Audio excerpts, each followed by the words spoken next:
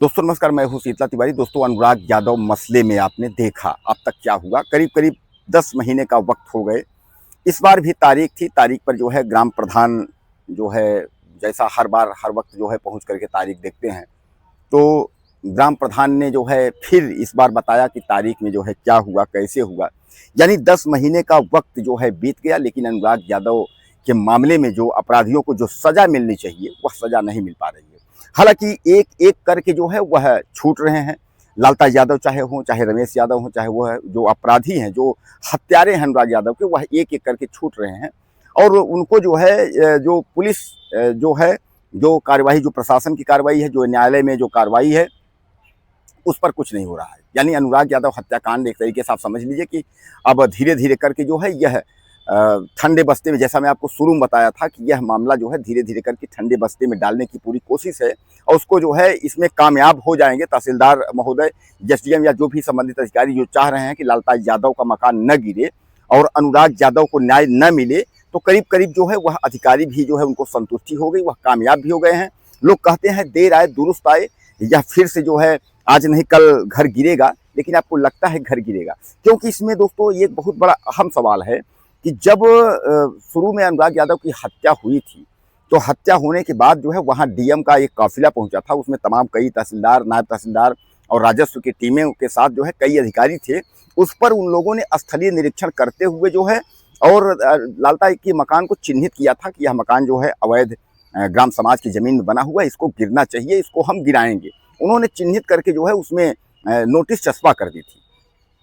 लेकिन अब उसके बाद जब तहसीलदार कोर्ट में ये मामला गया, तो धीरे धीरे तहसीलदार पहले लेखपाल का बयान लिए, फिर पटवारी का जो है उसका, कानूनगो का बयान लिए। यानी सबका बयान लेते लेते उसके बाद जो है कभी छुट्टी है, कभी वकील कोई हड़ताल में है, इस तरीके करते करते जब 8-9 महीने बीत गए, 8 महीने, तो उन्होंने फिर वही स्थलीय निरीक्षण लिख दिया कि अब उस मौके का जो है स्थलीय निरीक्षण होगा। यानी जो डीएम अधिकारी, जो राजस्व, एक बार इन लोगों ने जो है स्थलीय निरीक्षण करके उस मकान को चिन्हित किया था, तो यह तहसीलदार जो है फिर से स्थलीय निरीक्षण लिख दिया कि फिर से स्थलीय निरीक्षण होगा। अब फिर से यानी वही प्रक्रिया जो 1 साल 8 महीने पहले की जो प्रक्रिया थी, अब वही प्रक्रिया फिर शुरू होगी। फिर स्थलीय निरीक्षण होगा, फिर उसमें जो है लेखपाल का जो है बयान आएगा, फिर उसमें कानूनगो का बयान आएगा, उसके बाद तमाम बयान लेते हुए उसके बाद तब फिर उसमें, तो अब समझ लीजिए कुल मिलाकर के किसमें क्या है। इसमें लेखपाल की भूमिका क्या है, कानूनगो की भूमिका क्या है, तहसीलदार महोदय की भूमिका क्या है। तहसीलदार महोदय के ऊपर कई बार नहीं कई बार, और वहाँ के शक्तिवीर जैसे कई वकील, कई बार उन लोगों ने, वकीलों ने यह आरोप लगाया कि यह तहसीलदार जो है न्याय नहीं कर पाएगा, क्योंकि इसके ऊपर जो है वहाँ का एक बीजेपी का जो मंत्री है, बीजेपी के मंत्री का जो है एक हाथ है, और वह लालता का करीबी है, लालता के रिश्तेदार है। तमाम लोग वह आरोप अपना जो है लगा रहे हैं। लेकिन दोस्तों, बड़े शर्म की बात है कि जो न्यायपालिका की भूमिका होनी चाहिए, अब वह न्यायपालिका की भूमिका दिख नहीं रही है। इन जैसे अगर अधिकारी, बताइए कि अगर एक जो है 17 वर्षीय ताइक्वांडो खिलाड़ी अनुराग यादव की जो है गला काट करके हत्या कर दी गई, इतना बड़ा मामला, अब उसका घर भी जो है अवैध जमीन में बुलडोजर जो है घर बना हुआ है, अब बुलडोजर की प्रक्रिया आज तक नहीं हो पाई। यानी उसका जब जो मकान बना हुआ है वह ग्राम समाज की संपत्ति में है। अब उसको चाहते तो वह जो है कभी गिर गया होता, लेकिन उसमें जो है तारीख पर तारीख देते रहे।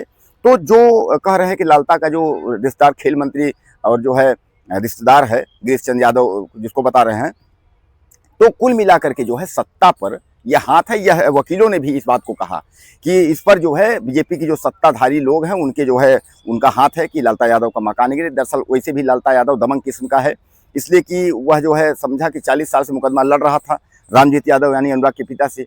उसको पता लगा कि अब हम जीत तो पाएंगे नहीं, तो क्यों ना हम जो है अनुराग के इनके बेटे की हत्या कर दें। उसको पता था कुछ नहीं होगा, या तो हो सकता है कि सोची समझी साजिश रही हो कि सारे अधिकारी जो है इन सबसे इन्वॉल्व रहे हों कि कुछ नहीं करना है, ऐसा वैसा नहीं करना है, इसीलिए आज तक कोई भी कार्यवाही नहीं हुई। लोग गिड़गिड़ा रहे हैं, लोग कह रहे हैं कि अनुराग यादव को न्याय कब मिलेगा, अनुराग यादव वाले मसले में क्या होगा। तो दोस्तों, अनुराग यादव मामले में धीरे धीरे करके 10 महीने हो गए। अब दीपावली फिर आ रही है, 2 महीने और हैं। अब इसमें जो है साल भर यानी 1 वर्ष हो गए, कोई न्याय उसको नहीं मिला। अनुराग यादव की हत्या हो गई, वह आज इस दुनिया में नहीं है। बाप जो है बीपी और तमाम जो है उसको पेशेंट हो गया।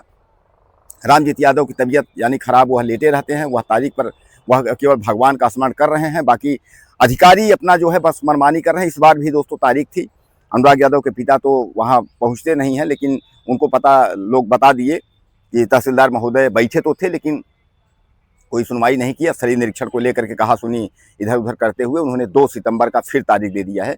जैसा कि मैं आपको बता दूं कि अभी 20 तारीख के बाद जो है अब 2 सितंबर यानी सीधे सीधे 12 दिन 15 दिन की तारीख दी जा रही है। ऐसे करते करते जो है साल 2 साल हो जाएगा, खुद ही सब ठंडे हो जाएंगे, न कोई पैरवी कर पाएगा, न किसी के पास इतना समय है, और धीरे धीरे करके जो है अनुराग वाली जो फाइल है वह ठंडे बस्ते में चले जाएगी। जितने अधिकारी हैं, जितने सब बड़े नेता हैं, उनके भी दिल को सकून हो जाएगा, 2 रोटी वो ज़्यादा भी खाएंगे, उनको प्रमोशन भी मिल जाएंगे और भगवान को तरक्की भी दे देगा। क्योंकि आजकल जो है चाहे अधिकारी हो चाहे कोई भी हो, कोई किसी का है नहीं दोस्तों, सब शोहरत और पैसे के हैं। शोहरत और पैसे जिसके पास हैं उसी का सब है। गरीब का जो है कोई सुनने वाला नहीं है। गरीबों की लड़ाई लड़ते लड़ते जो बड़े जो नेता होते हैं वह अमीरों की श्रेणी में आ जाते हैं, अमीर बन जाते हैं, लेकिन गरीब जो है वो तस जस का तस रहता है, उसका कुछ होता नहीं। कोई गरीब का कोई भला नहीं होता और गरीब का कोई भला नहीं होगा। योगी आदित्यनाथ की सरकार जब आई थी तो लोगों ने कहा था कि अब गरीबों का भला होगा, गरीबों को न्याय मिलेगा। अब आप देख लीजिए अनुराग यादव मामले में, और उसी अनुराग यादव को देखते हुए जौनपुर में कितनी हत्याएं हो गई, क्योंकि सबको पता है कि कुछ होना नहीं है और कुछ नहीं होगा। अब आप समझ लीजिए, इसीलिए जो है यह एक तरीके से अपराध को बढ़ावा देना है। योगी आदित्यनाथ की सरकार की ऐसी तैसी करना है।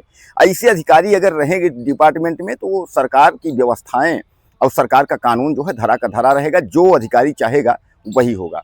तो दोस्तों एक बार फिर अब जो है 2 सितंबर की तारीख लगी है अनुराग यादव मसले में। आपकी क्या राय है? 2 सितंबर को बुलडोजर चलेगा या नहीं चलेगा? अपनी राय मुझे आप ज़्यादा से ज़्यादा दीजिएगा और चैनल को सब्सक्राइब करें। अगले वीडियो में फिर मिलते हैं।